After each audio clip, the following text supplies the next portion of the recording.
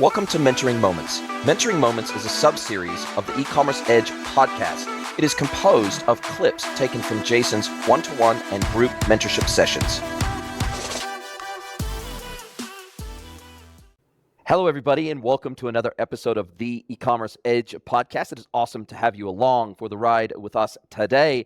It is my absolute pleasure to welcome guest mentor Dan NIKAS to the podcast. Welcome, Dan. Thanks, mate. Thanks for having me on.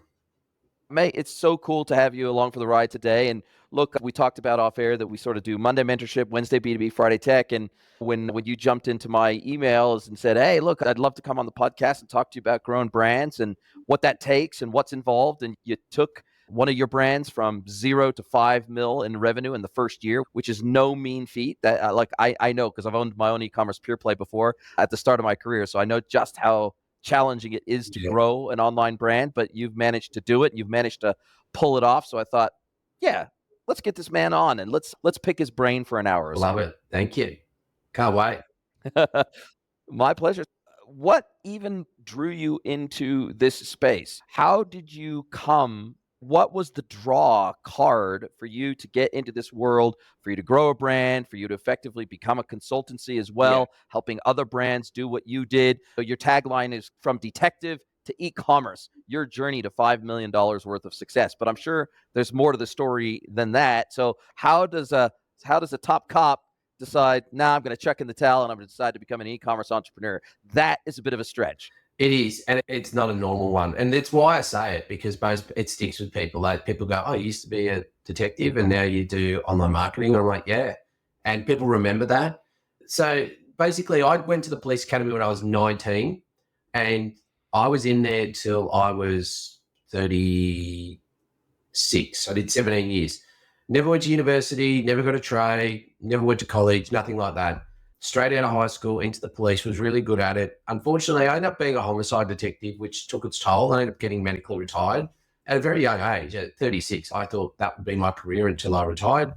Unfortunately, it wasn't to be, but no career stops. I got 3 kids, married, mortgage, the usual that goes along with being around that age. And I thought, I don't know what I'm going to do. And being a little bit ashamed, I was just kind of a bit insular, and I just started looking around for opportunities online because I had friends in the space, and I thought, I'll have a look at this and see if I can get it to work. And lo and behold, I did get it to work. I actually fell into Facebook ads in its infancy. So this was well over 10 years ago. So it was not the beast that it is today. It was a bit more of a free-for-all. And I found that I could use the platform really well, to a point that people started asking me what I was doing. And I said, I'm doing what everyone else is doing. This is how I'm doing it. And they're like, no one else is doing it like that. Why did you think to do it that way? And what I discovered is, whilst I didn't think that I had too many transferable skills out of being a police officer or a detective, which is an investigator, it turns out a lot of what I did was marketing in my career. I was never the intimidating guy that would force people to do what I wanted them to do because of my size, my presence. But I could get people to do what I wanted to do and make them think it was their idea. I was very good at talking to people, which is half the battle. You don't want to be going to work and fighting with people every day. You just want people to do what you need them to do, and with that, as little fuss as possible. The other thing I was very good is finding people. Obviously, when I'm trying to find people as a detective, the only incentive for them is they're going to end up in jail. There's no win for them at the end of it. They don't want to be found. No, so they're trying to hide. And all of a sudden, I'm in this world where I'm trying to market to people, and they're telling me everything. They tell me how many kids they got, what they ate for dinner, what TV shows they watch, what music they like, what they do for a job. They're not hiding anything. So I found it very easy to find them online using Facebook ads, which is now called Meta ads, but Facebook ads at the time. And at the end of it, when I did find them and I put a product in front of them, they were happy that I'd found them. They weren't annoyed, they weren't disappointed. They were happy. There was some reward. It was something intrinsic that they actually liked or wanted at the other end. So that my way of thinking about marketing was very different. It wasn't so much your traditional marketing of stages of awareness. And now I've evolved into that now, but initially it was, I'm really good at finding people. And I look back at some of the ads, they were woeful, but because I was so targeted and so good at finding the people, the message got conveyed anyhow. And over the years, I've refined that. I did start my own brand, Gearbunch, in 2016. It's actually just had its 8th birthday. So it stood the test of time. And it is through that experience of Gearbunch, and it's just exceptional growth over those years that led me to be picked up as one of Meta's lead trainers. I'm a Klaviyo partner now. And this all came about because I just had to figure out what the hell I was doing. And there wasn't as much resources around. There wasn't as much software. AI definitely wasn't even a thing. But there was a lot that we had to figure out ourselves. And it's through that evolution that I became one of the trainers, and I would get on stage, or still do get on stage or get on podcasts and say, hey, this is what I do. I don't just think this is a good idea. This is what I do for my own brand. And it really resonates with people. And especially knowing that I don't come from a tech or a marketing background, they can see that if Dan can do it, so can I. And that's the message that I push out across to them.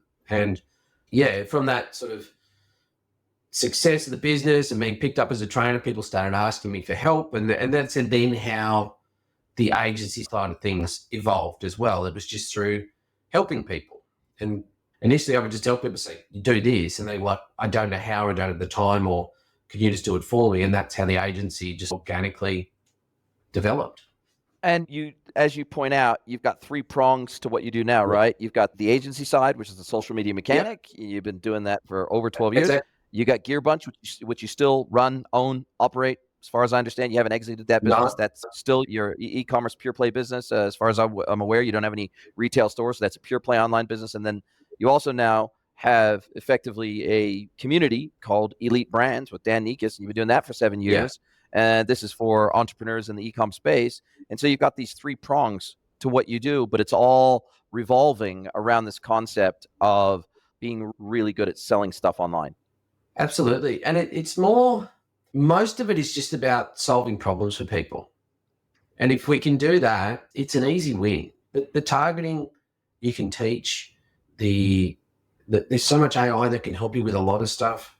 Creative's important, but I think fundamentally, if you strip it all back, if you can solve a problem for someone or provide a solution to someone, then that's the key to selling online. It's always not as obvious as what you might think. It's not, I'm sick and this will fix me, or I broke this, I need to replace this. People have a lot of problems out there, and there's lots of different ways that we can solve those problems. To your point, and I'd love to ask this question. When I first started out in e-com, I was one of the very first advertisers on AdWords back in the day. It wasn't called Google Ads, it was called Google AdWords. And we were getting clicks for 5 cents a click, and it was all champagne and cocaine back then. It felt almost like it felt too easy in a way. Like it felt, okay, when is this party going to come to an end? Because it felt like we were so early to the game, especially with our pure play e-commerce brand. It felt like stealing candy from a bloody baby. And it was like, okay, I've got a little bit of technical knowledge here, but I certainly don't have to be a genius to operate this platform. I don't have to be a genius to build an online brand because there's not that much competition. There's not that many people doing it. We were importing our own goods. We were warehousing them locally, shipping them direct to our customers so that they were getting things. They could order up to 7 p.m. at night and still have their parcels on their doorstep the next morning, which just blew people away. And so to stand out in the online world 20 plus years ago was not that difficult. It's harder now. And I don't run brands anymore. I help brands with their technical and operational excellence and scaling, but I don't run ads. I don't run campaigns anymore, and I haven't for many years. But anecdotally from people in the industry, they're saying it's way harder now, and it's way more expensive now. And customer acquisition costs have gone through the roof versus even 10 years ago. It's a totally different ball game these days. Yeah. And to your point, we can't treat each platform in isolation. Like I talk about Facebook advertising, you talk about Google Ads or AdWords. I talk a lot about email marketing, being with Klaviyo. They all have to operate together nowadays. We can't they're not standalone platforms. And now that goes for any paid platform, whether you're on Snapchat, TikTok, Pinterest, whatever you choose, there needs to be a synergy between all of them. They need to feed each other. So back in the day when I started e-commerce advertising on Facebook, we would only ever go for purchase conversions, and we would put the ad in front of someone and they would purchase. And to start with, I was selling T-shirts for a company called Teespring. So it was like a first print on demand company, no minimum order quantities. It was very easy. We wouldn't be able to do it now because the margins we had were, I think, about $15. And if we had to pay for traffic and get a cost per acquisition for less than $15 nowadays, that's going to be very hard. I'm not saying it's impossible. It does work for some brands still or some products, but it's not going to work overly well. And I couldn't do it what I was doing 12 years ago now, the same way that I'm doing it today. So we've had to evolve with the times. There's a lot more restrictions that have come up. We've got Apple privacy laws. We've had Cambridge Analytica data leaks. We're going cookieless with Google. We've had GDPR in Europe. Like all these things, all these barriers have been put up in front of us because it was a bit of a Wild West to start with. It was, you put an ad up and it converts and you're like, this is working. This is really working. And for some of us, it worked exceptionally well. Yeah. We thought, and I remember, sorry to interrupt you. I remember thinking at the time, this can't last forever. Like, this is like the worst kept secret ever. This is, if it's working that well for me and it's working that well for my friends and other people in the industry, it's just working well. And the reality is, we all know the saying, marketers ruin everything. There's a new channel that's hot and that's low priced attention. Marketers going to flock there like moths to a flame. They're going to kill it. They're going to raise the costs, and then you're going to have to find the next nexus of attention. You're going to have to establish TikTok shops, and you're going to have to do Instagram ads, and you're going to have to probably get into WhatsApp ads. You're always looking for that next nexus where the price of attention hasn't gone hockey stick yet, but the attention on that platform has gone hockey stick already, or is at least going hockey stick. And there's always this, it feels like there's this vanishing window of opportunity across all these paid and performance channels. When they're trying to reach critical mass as a platform, the advertising is cheap or free. And then once they reach critical mass and they've got the eyeballs, then they can charge within reason whatever the hell they like for it. And it feels like every single channel goes through that evolution. Yeah, and it's a worrying trend. Like TikTok was a prime example of that. Facebook back in the day, then TikTok was cheap as to advertise on. And now it's gone through the roof as well because everyone's on there. Marketers have ruined it. But what we do is different. So I don't look for the latest hack or the newest channel. What I do is I build touch points with people. So we used to have this in rule marketing, it was the rule of 7. This predates the internet. 7 touch points to create trust, enough trust with someone for them to get their wallet or their credit card out or their cash out to buy something from you or take up your service. With the advent of social media and the amount of content we consume, which is last data I read, if I put it into a real world terms, the amount of news feed that we look at each day now, if we just stack it on itself, it's the height of the Eiffel Tower per day. So it's a lot of content. So we're fighting for a lot of people's attention. That rule of 7 is now, the latest studies show us, it's between 9 to 21 touch points to develop trust with someone. So we need to be creating trust points at the lowest cost that we can. So we've got strategies across Meta, Google, and email marketing that create these touch points for very low cost and build these audiences of people that are potential customers that we've already built trust with, that we've already educated and made aware of our brand. We've already told them about our unique selling propositions. And it's only once we've developed those audiences and nurtured them through that process, again, at a very low cost, like 10 years ago pricing, the way that we do it, is we then go for the sale. And that's the expensive part. We're operating in a very, very saturated platforms now. They're auction-based ad environments. The cost of the CPMs to be able to market to them at that purchase conversion level across most of the platforms is very high. And if you strip it back and you're trying to get that 19 to 21 touch points on one platform alone, only over purchase conversions, you're never going to be profitable. It's never going to work for you unless you've got a trending or an impulse buy product, because it costs too much to create those touch points. The AOV is too low for the first purchase AOV, that is so low that you're not even profitable. You're probably not profitable until order 3. And we know that 60 to 90% of customers don't return back after the first purchase, let alone for a third or a fourth or a fifth purchase. And so if you can't figure out a way to be profitable from purchase 1, you're probably going to have difficulty building a sustainable brand. Absolutely. And that's the point, is that it's gone from just going out trying to get sales to nurturing and building awareness. Because what we realized is, back years ago, people didn't realize what an ad was on, let's say, Facebook. They would just think that it's fate, that the product that they had looked at on a website now appears in front of them on Facebook. And they're like, I listened to my wife say, she says, I have to have this shirt. Everywhere I go, I see this shirt. I need to have it. And I'm like, you do realize that you're being retargeted to. And she had no idea that's what was going on. She knew what I did for a living, but she was still convinced that this particular shirt is the shirt that she needed, because everywhere she looked, she saw it. And I was just like, that's just marketing. They're putting the right product. Yeah, this brand is not really omnipresent, but it just feels like they are. Exactly. People know what ads are now. My wife's a little bit more clued on. Everyone knows what an ad is. It says sponsored on there. We can tell the difference between organic content and ads usually. So what we need to do is we need to be smarter. And people come to social media to be social.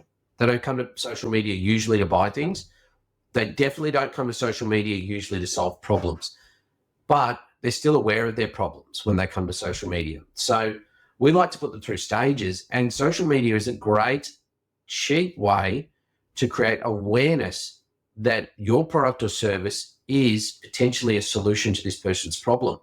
And I'm talking, we do it at a rate of CPMs that are under $5 still to build these audiences. Because let's take America, for example. We've got 220 million potential people we can target through Meta. I don't have the budgets to spend, or other people's budgets to spend, to go through 220 million people, let that algorithm try and figure out who wants to buy this. It's too expensive.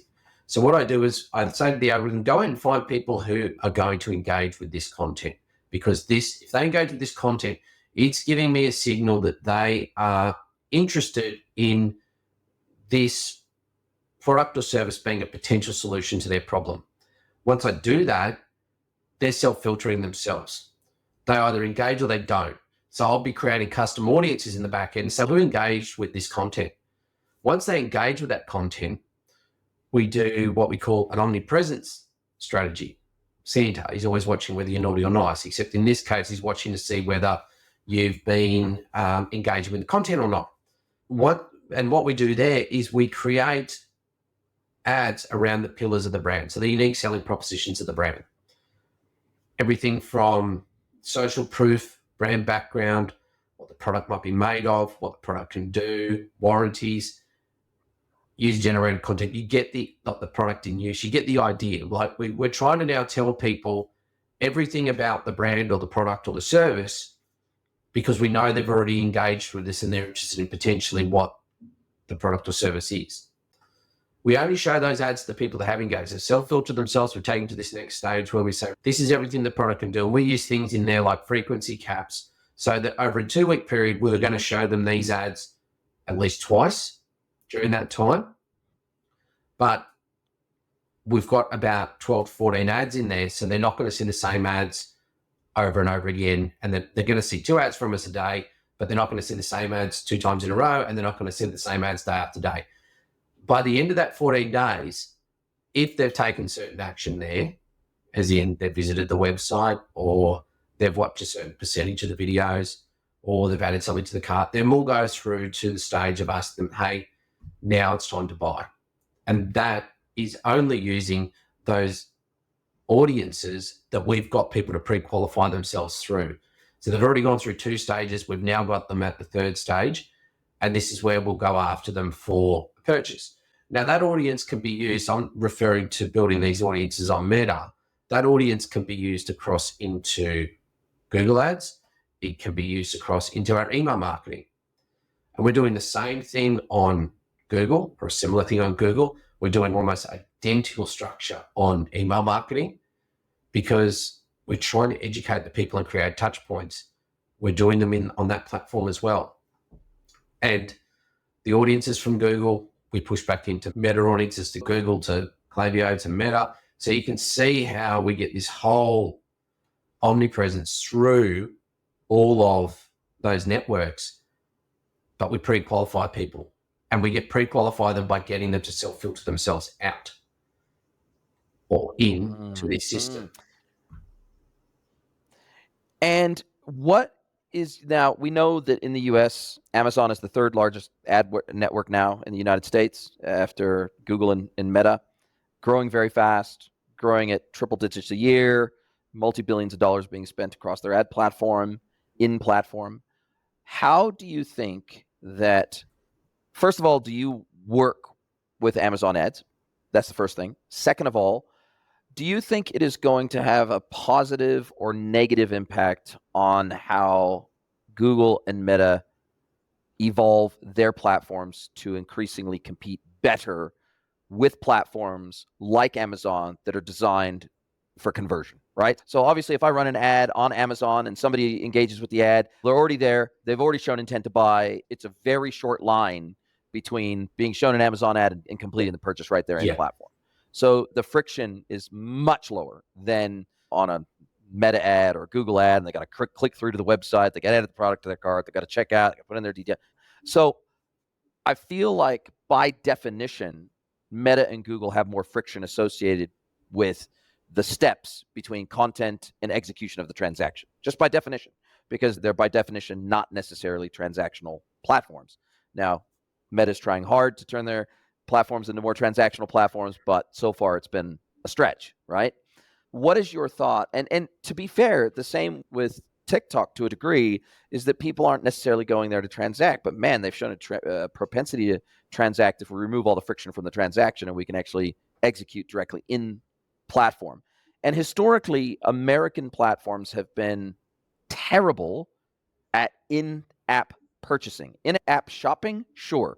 In-app purchasing, very different story.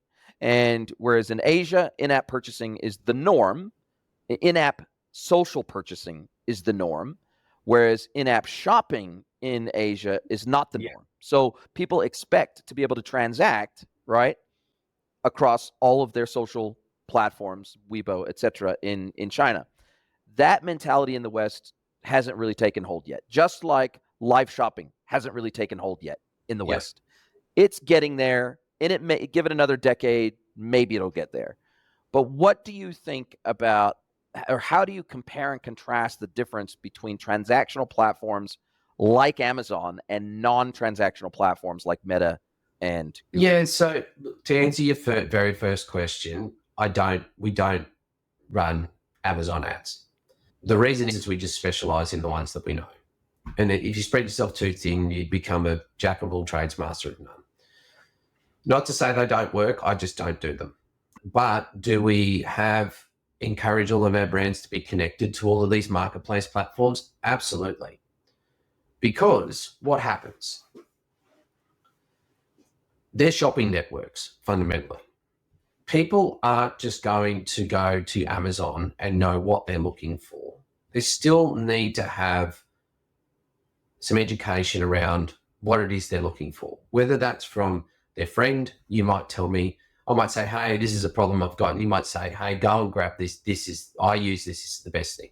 So there's some education, there's some trust there. And that's your word of mouth. So we try and replicate that on the socials, and we educate people then there, no matter what social platform you're on, this will work. But through Meta, through Facebook and Instagram, we can educate them. We can make them aware. They're not going to go to a shopping platform if they're not aware. They're going to have to go and learn about a product first before they get there. It's no different to your brand search in Google. So people are like, oh, the brand search, like people are going to come to my store anyhow. They're just Googling. I'm like, but how did they know about you? And they can't answer that a lot of the time, unless it's this well-established brand like Nike or Coca-Cola or something like that. But for people to learn about who a brand is, they need to be educated. That's the difference. That's where I see social media and email marketing, or paid socials and email marketing being key. They will then lend themselves to people going to Amazon and looking for you, or people going to Etsy and look for you, whatever the machine or whatever the marketplace is that they're looking, but they had to learn about you somewhere. So we've got these different stages we put people through. They might not purchase on paid social. They might not purchase from an email that we sent them. they might get on and go to Amazon and search for you there based on the touch points that you've created with them on the other platforms already. Based on the awareness that you've The generated. awareness, the fact that you're a solution to their problem, all the unique selling propositions, they might just feel better going to Amazon as a trusted shopping platform for a transaction. And that's fine, because you need to put yourself everywhere, make yourself everywhere if possible. And there's so many apps and tools that you can use now that automate these processes. Why people aren't on them, I don't know, especially when you know that Amazon has one of the the best reputations in the world. You'd be silly not to be on there. If you can put yourself on eBay, if your product lends itself to being on that shopping platform, be on there. If you can put yourself on Hatch or Hatch, Walmart, even whatever suits your brand or product, put yourself on there. Most of them are not pay to play. Most of them are pay upon a sale. It's not. Yes. Yeah. So you can put your products on there, and if they sell, fulfill them through your stores, through your channels. But you'll find that it's not magic. If you just put it on Amazon, people will all of a sudden start turning up. Or if you put an ad up there, people still have already come to that platform with some sort of purchase intent or looking to solve a particular problem. So if you can educate them for a low cost on the socials or through email, definitely do it that way. And how are you perhaps evolving your idea of brands that make sense to spend decent amounts of money on paid and performance marketing versus, say, 5, 10, 15 years ago, where you could be a Me Too brand and still do very well. You could be a ripoff of a Lululemon and be a lower priced Lululemon and do great. You could be the lower priced Nike, the more generic brand, the less well-known brand, and still do very well if you niche down into, say, a specific sport or a specific running shoe or whatever. But I feel today that Me Too brands are going to continue to struggle, or generic brands that are just, the same products as everyone else, just with a different brand label slapped on them. I feel like if you don't have some level of defensibility around your IP or a trademark or a patent or something like that, it feels like these brands that are just Me Too brands, or they're just brand aggregators, just brand resellers, things like that. If you're not a marketplace and you're just an aggregator retailer, I feel like those brands are going to increasingly struggle moving forward, because the marketplaces are the brand aggregators. They are the ultimate in brand aggregation. Yeah. So I feel like if you're going to go direct to consumer in some way, you better have something pretty bloody defensible about your product. You better have some trademarks. You better have a strong brand. You better have a differentiated product. It better be patented. There has to be something that sets you apart, that says you will not find our stuff on Shein by another ripoff brand, a copycat brand, because we're so unique that this becomes a defensible product and it becomes a defensible brand. It feels like just retail aggregators years ago could find massive success on places like Google and Meta without very much effort. But now, because most of those manufacturers that they're selling also have a direct-to-consumer play themselves, they're also available direct-to-consumer through Amazon and other marketplaces, that now it feels like they're competing with the brands themselves for reach. I think absolutely. I guess it comes down to your messaging. Like, it's what makes your brand different. Why should someone choose you? And that can be everything, anything from your brand backstory to being perhaps a family-owned business, the fact that you might make things in the country where the person's from, made in the USA, play on what it is in your marketplace that it will resonate with. It doesn't necessarily mean that your brand's any different or your product's any different, but the way you market it can be different. And then the question you asked is very broad, and there are some times where you need to have these patents, trademarks, and you need to build fences around what it is that you've got so that people don't rip them off or create cheap knockoffs of it. But fundamentally, you need to put the brand out there to build that awareness, to build that trust, to get your unique selling propositions across to people. It's that old saying, you're selling the sizzle, not the sausage. I know that, and this is a question that comes up a lot, like for my brand, for example, leggings. I know you can walk into a shop and buy leggings, and I know you can go to Walmart and you can buy them for a quarter of the price. But I'm not selling leggings. I'm selling the fact that we hand make them for you, the fact that they're made in the USA, that our designs can't be bought in stores, can only buy them online. We've got thousands of 5-star reviews. We've got, this is our return policy. So all of these things that go into building trust and create a safe decision for the end user, instead of it being an impulse buy or a purchase based solely on price. So I guess that's the way that we differentiate with our brands. And we've got some brands that sell some pretty run-of-the-mill things. We've got, and I say run-of-the-mill, no disrespect to the brands, but we've got a Manchester brand. So they sell sheets. You can get them anywhere, online and in retail. So we have to brand them very differently. So we do that, and they do exceptionally well. We've got a water filtration company. They sell water filters. Again, you can walk into any store and get those, but what makes theirs better? What makes them? Why should you buy theirs? So it's about the messaging and the storytelling and creating this tribe of people through this ad sequence that I was talking about, that are engaged with you, are aware of you, and they're in love with your brand. And then that's it. I'm only going to buy them. And what do you think you did right, looking back on from day one when you set out to build this brand, Gearbunch, when you set out to build this brand, what do you think you did right in the first 12 months? And what do you think you did wrong in the first 12 months that if you had to do it all over again, you might change some things? Now, obviously, you did more right than you did wrong. Otherwise, you wouldn't have gotten to nearly $5 million in revenue in the first year. Yeah. So you didn't do a lot wrong. But what do you think helped you get there so fast? The thing that got us there so fast with Gearbunch is we were a point of difference, and people were looking for a product that didn't exist, and then we brought it to market. So we satisfied a need in the market, as opposed to developing a product and trying to convince people to buy it. And that's easier said than done. But I was in very micro niches within selling apparel. We were selling to people based on profession. We're selling to people based on hobbies. We were selling to people based on their heritage, things that people are very proud of. And at that time, it was mostly T-shirts, hoodies, tank tops, things along those lines.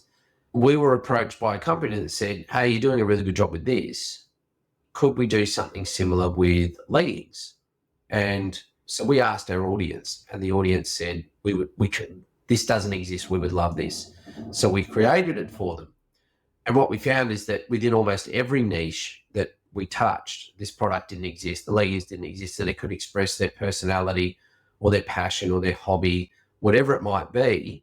You can't just walk into a store and buy these things. Exactly, anything.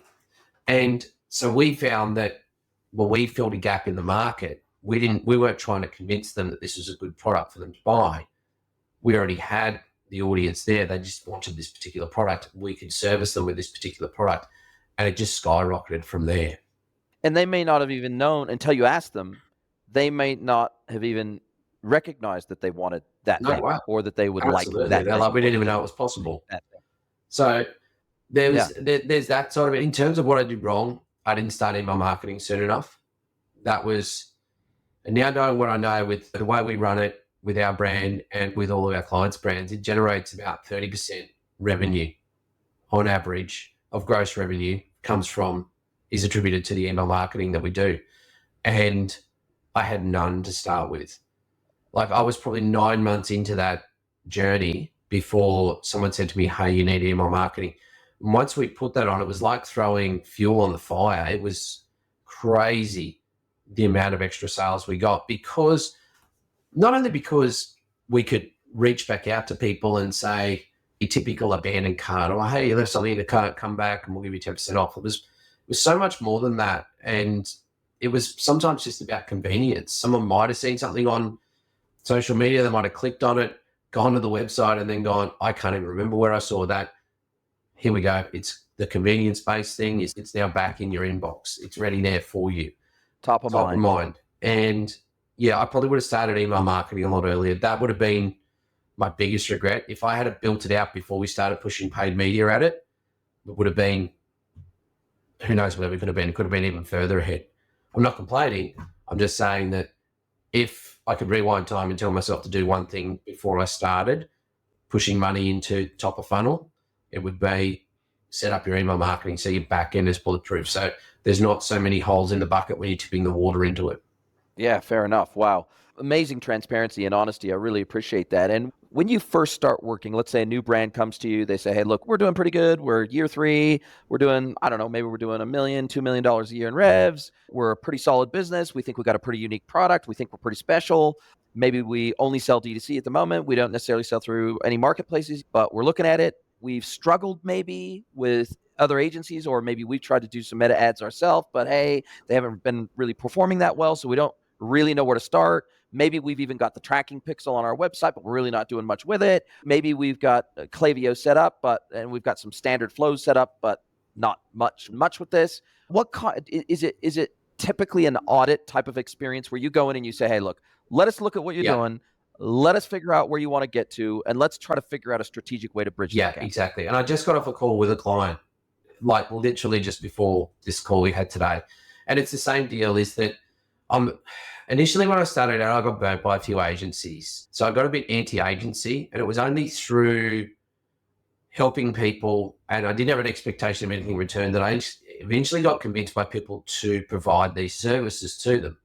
But in doing that, I still have these ethics where if someone comes to me and says, this is my product, this is what I'm doing, and I don't agree with the product or the service that they're trying to sell, then I won't do it. If I'm like, yep, okay, this looks like a product that could be a good fit, or a brand that could be a good fit, we'll do an audit. Now, I do an audit for a couple of reasons. The first is I want to see if I can actually help them. If I can't help them and they're doing a good job, if the only way I can help is by saving them time and us becoming their email marketing arm or their meta advertising arm of their business, great. I'm more than happy to do that. But if they are doing things exceptionally well, I'll tell them you're doing a good job. And if there's maybe one or two things that they could do better, I'll just tell them, hey, just do these couple of things better.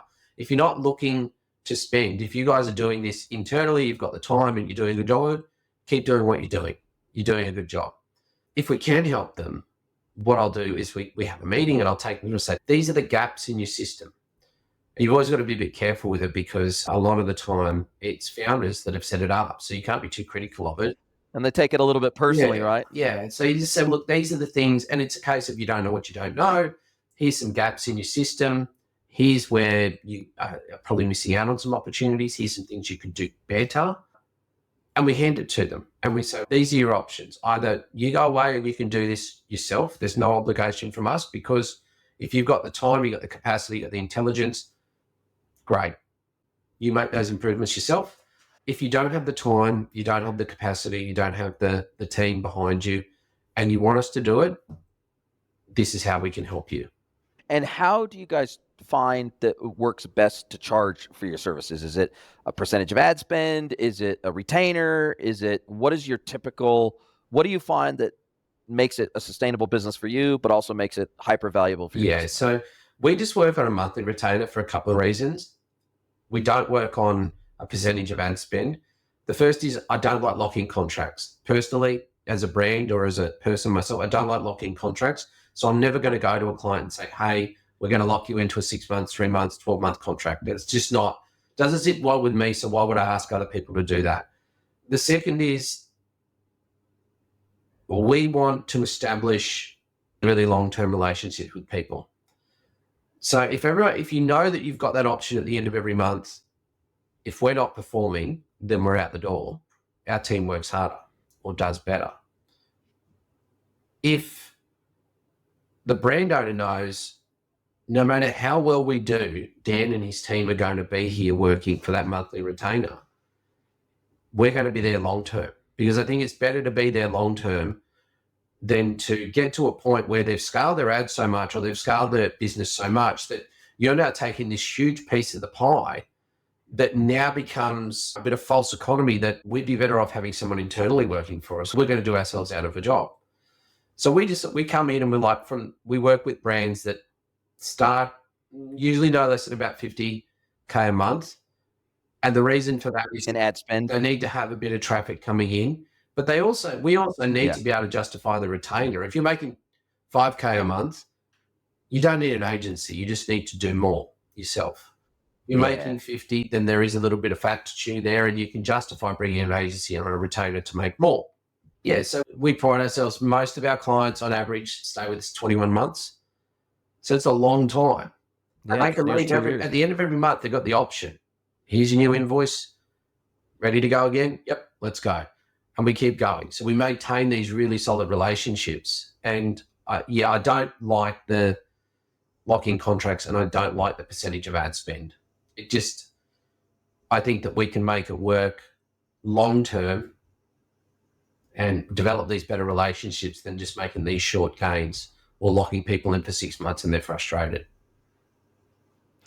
Yeah, and I guess to your point, if I go from 1 month to the next, I spend 50% more in ad spend, it doesn't directly correlate to 50% more effort required on your part to spend that money. So there's not a one-to-one correlation between the extra effort you need to put in there's not a one-to-one between ad spend and effort, No, right? there's absolutely not. Is there more effort? Yes. There definitely there's more attention to the account. Higher ad spends come with it. But it doesn't go parabolic, No, right? it's not like, all right, we need to spend 2 hours a day on this account now because we're spending 100% more. It's more effort, it's more monitoring, it's more structure, it's more reporting. But these are good problems. Hey, look, we're making this brand grow and everything's working. Guess who they're going to retain next month and the next month and the next month? And then eventually you get 2 years down the track and you've taken this brand from startup to this amazing thing. Guess who they're referring people to? Guess who they're telling people about? And guess who gets to celebrate the wins with them, which is, I think, a huge part of it. I'm not just here just to put my hand out at the end of the month. Like, I want to get on these calls with these clients and I want to say, hey, how good is this going? This is amazing. Like, we've gone from this to this and we're beating last year's year-on-year time period by 50% and we're only spending 10% more. And like, all of these things are amazing. And that's what I do. Everyone said, look, you've got a successful brand, why don't you just keep doing that? I was like, because a big part about what I miss with the police, probably the most important part that I miss about being in the police is being able to help people. And I really miss that. That's why I got back into the training side of things, and I really enjoy helping brands now, because actually this can be a pretty insular sort of career. I'm talking here in Mexico, I'm sitting here in Australia. The chances of us meeting in real life are pretty slim. Most of us sit behind my computer and I'm on my own. I'm in an office on my own every day. The opportunities to actually help people and make a difference in their business and their lives is fantastic. And I get a real kick out of it. So I want these long-term relationships instead of these quick wins. Yeah, and look, it sounds very much like you're like me. Look, I'm eternally grateful for this industry. It's given me an incredible lifestyle. I feel like I need to send the letter back down again. It's even my podcast. It's a love letter back to the industry from me is basically what this is. And it's an opportunity to send the letter back down again, share what I've learned over 24 years of doing this. I've got the scars to show for it. And that's great. And it's all fine and good that I've been able to create a great lifestyle out of this. But how about giving back to the industry that gave me that opportunity in the first place 24 years ago? And there is a genuine sense of obligation there in the best way possible. There is this sense of reciprocity that there's a reason why I do what I do. And to be fair, some of my best friends in the world I met through this industry. And maybe I met them originally on a professional basis, but then they became good friends and they become lifelong friends. And I'm always up for new relationships. I'm always up for new engagements. I'm always up for new conversations because I know how awesome some of those relationships and conversations have turned out in the past. And I tell you, that's what makes the juice worth the squeeze, right? It's got to be worth that. And I still love, even after 24 years of doing this, I still love getting up every single day and doing what I do. I literally cannot imagine doing anything else. And I don't know many people after 24 years that can actually say that about their life. Absolutely. And I'm in the same boat. Like, I never actually feel like I'm working. Like, Yeah. this is work. And we're just sitting here talking. I already had a chat with someone else this morning, and I do love it. And it's probably a bit of a trap. I've got a young family, and a beautiful wife, and I've got some really great friends. And sometimes you need to remind yourself, hey, you need to just stop and just pause, because I never feel like I'm working, and I could keep doing this all day, every day, not take weekends, I could work through the night. But, and that's a great problem. It's because I just enjoy and love doing what I do. Like, I start taking calls at 6 in the morning because Yeah. I've got clients all around the world. The bloke I was speaking to just before was in Slovakia. He's an American that has married a Swiss girl, and they live in Slovakia with their kids. And then I had another call earlier this morning where they were based out of New York. I get to meet all these interesting people. I get up early. Everyone goes, wow, you get up at 5:30 to start work. I'm like, yeah, it's great though. I get to talk to all these cool people all the time from all different places in the world. Pretty lucky. We're pretty lucky, my friend. Listen, if people want to learn more about you, look, I'll drop your LinkedIn link in the show notes. I'll drop your website in the show notes. But if people want to just get a hold of you, have a yarn, have a conversation about this whole performance marketing thing, branding thing, e-com growth thing, what's the best way to get a hold of you? Well, through the website, there's a contact form there. You can get hold of me there. dan@elitebrands.org is my personal email. I'm more than happy for people to reach out. Like I said, if you want a hand with anything, or just want us to have a look at something, we always are doing these audits for people, and there's no obligation to do anything. Legit, like it's not some sort of tripwire or clickbait or something like that. We'll just have a look. We'll give you some advice. It works if it doesn't. And yeah, or look, all my socials, if you go to LinkedIn, message me there or wherever. I'm always around somewhere. I don't think there's any one place in particular where I always am or always are not. It's you're everywhere at the moment. So same way I found you. Love it. Love it. No, I super appreciate it. I'm glad you reached out, and I'm glad we're able to have this conversation. Now, man, an hour has absolutely flown by, but this is now where I get a chance to flip the script. I get to hand the microphone over to you, let you ask me one question. Any question you like, can be personal or professional. So, Mr. Dan NIKAS from Elite Brands, what is your question for me today? What do you miss the most about New Zealand? Look, I probably miss the ultra laid back nature of Kiwis. It's a hard thing to describe unless you live there, and I lived there for almost 30 years, and my wife's a Kiwi, my brother-in-law's a Kiwi, my grandfather was a Kiwi, so I got lots of Kiwi connections, right? And my two nephews were born in Aussie. Look, I have a big affinity for the ANZ region, but that laid backedness, I'm not sure if that's even a word, that laid back nature of Kiwis is a double-edged sword in the sense that, as you probably know, New Zealand, one of the most locked down countries in the entire world during COVID. It was frankly criminal, in my opinion. It was a disaster. That was one of the final straws that caused us to decide to leave New Zealand, was the way New Zealand handled. And that laid-back nature means that most Kiwis didn't push back against the government, and they didn't push back against the overreach, and they didn't push back against the lockdowns, and they didn't push back against the jab mandates, and they didn't push back against the mask mandates, and they didn't push back against anything. And for a big chunk of 3 years, we couldn't go outside of 15 kilometers outside of a freaking house.